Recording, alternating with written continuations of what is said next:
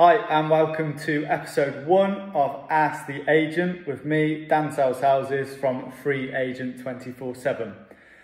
So I've designed this concept as over the years gone by, I've noticed that we have lots of questions that we get asked, and lots of the questions politely can be of the same nature. So something I kind of sat there and thought I want to do something about this basically because I find myself answering a lot of questions that are the same questions time and time again. So I thought, right, I want to be a bit more useful about this. So this is the start of what we are trying to develop basically to become, in time to come, a podcast. But for the time being, I just wanted to get it out there basically and just test run this and see how it goes. But the concept being that we'll move this forward into both a visual and then also audio podcast, whereby people can email in any questions they have about property, the market, buying and selling, and any of the associated services, etc.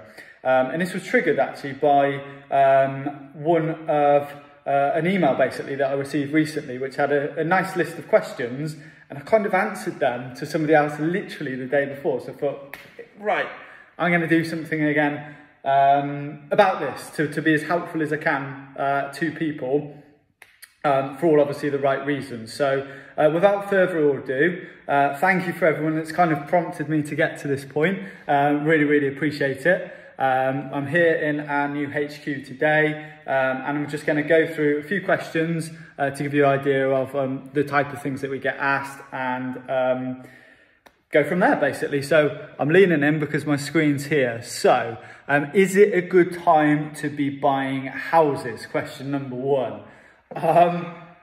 It's not a bad time to be selling houses is my honest answer to that. Sorry, buying houses, excuse me.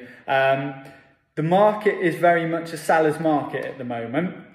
So lots of people out there will know that there's lots of interest in most of the listings because there's a lack of listings on the market at this moment in time, and there are lots of buyers out there. So supply is low, demand is high, which means sellers are getting lots of the buyers to the property, which means that prices have been going up over the past 6-12 months and continually since COVID. However, so you might think, well, does that mean it's a bad time to buy a house? Well, no, because prices are going up, and a property is always, generally speaking, a longer term investment. So whilst there might be a cooling off of the market later this year as supply starts to increase and that sort of plateaus out, that property that you're buying now is still not going to be worth less than what you paid for it, and hopefully the market over a prolonged period of time will continue to rise. Question number 2, what is pricing like at the moment? Are asking prices generally higher? Again, it depends on the type of property and the proposition of what somebody is offering. So pricing at the moment, I mean, because of what I've just said and how I've described it, pricing, generally speaking, is going a little bit stronger than perhaps it was before 6-12 months ago. I think somebody just tried to come in. I think they've gone out now. I can tell I was doing this. That's very nice of them. Thank you, Rachel. So, yeah, generally speaking, asking prices have gone up over the last 6-12 months because of the state of the market. Question number 3, is the asking price what they expect to get, or are they putting more on expected to get less?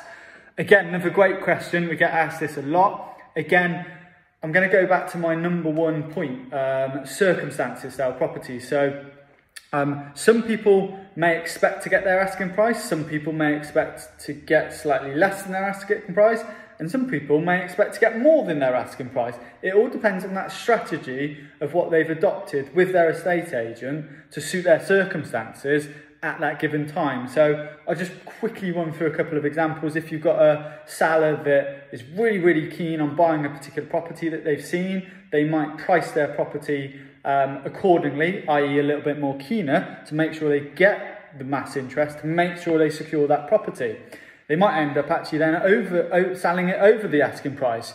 Lots of our properties are still selling, and the sales are being agreed at above the asking price at the moment because of the state of the buyer-seller equilibrium. So Hope that one helps there. If we buy a house now, is there a good chance the prices will drop in the next few years, meaning we lose money on it?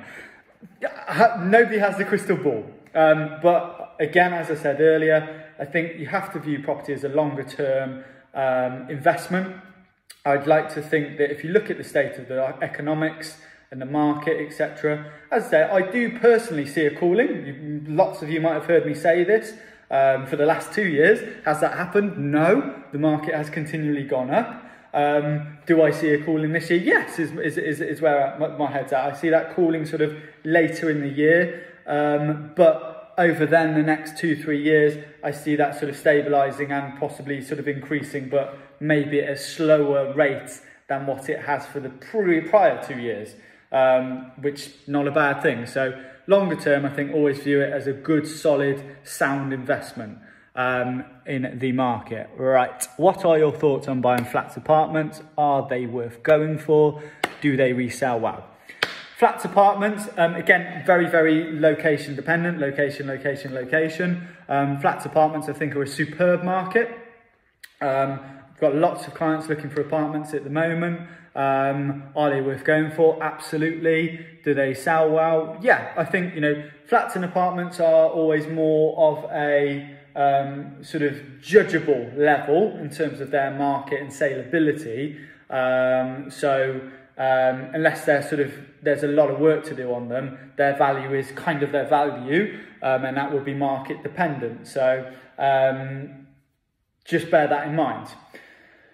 If you're looking to buy sort of in Worcester specifically, I'm just going to go sort of localised here a little bit to our main core market. I think certainly 2 bedrooms sell better than 1 bedroom. If you've got outside space, that's always a bonus, a balcony or something in terms of what people are searching for and looking for, or ground floor space onto sort of open gardens, etc. Those things are more searched for at this moment in time. Do they resell well? Yeah, I think there's always a market for apartments. As I've just touched on the Worcester example, 1 bedroom apartments on the flip of that in Cheltenham, for example, very, very hot property, don't need outside space, and they're like hot cakes. So said upon. Sorry. What are your thoughts? There's another one. What are your thoughts on shared ownership? I know a bit about it, but not too much. So interested to see if it's worth going for. Shared ownership, one of my best friends actually at the moment is purchasing a shared ownership. The property I dealt with yesterday that completed, shared ownership. I think they're a great foot onto the market.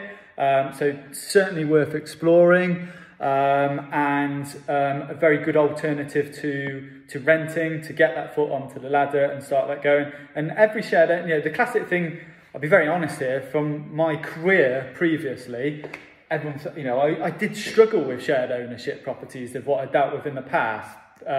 However, don't know what it is, but certainly since Free Agent, every shared ownership property we've had is always sold fantastically well, and we've actually resold some as well. So I think the market's very strong in that department. Next up, any other thoughts or advice you have as an expert? Expert? Oh dear.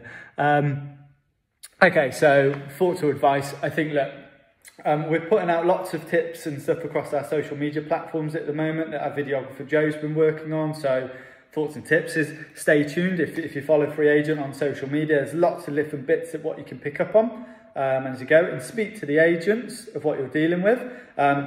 Drop us a line on here if you've got any more specific questions, and we can answer them.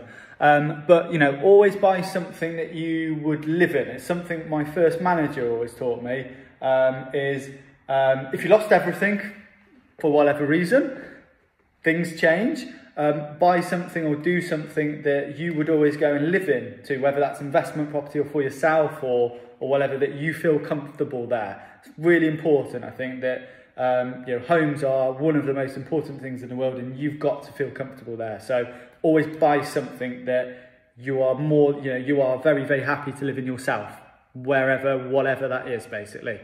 I know that's a broad brush idea, but I hope that helps summarise.